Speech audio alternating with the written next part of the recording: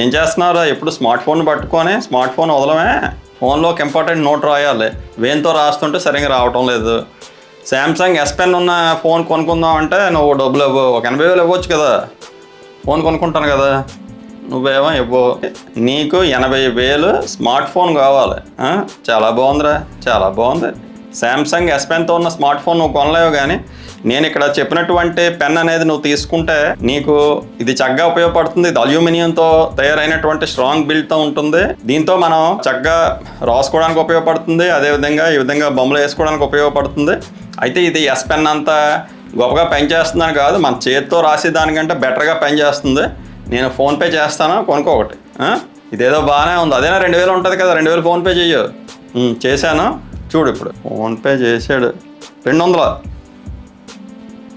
ఈ పెన్ కేవలం 200. ఈ పెన్ చాలా బాగుంది కదా, ఇది కేవలం 200. ఈ బ్రాండ్ పేరు డైజో. ఇది అమెజాన్లో ఉంది, మీరు అక్కడి నుంచి కొనుక్కోవచ్చు.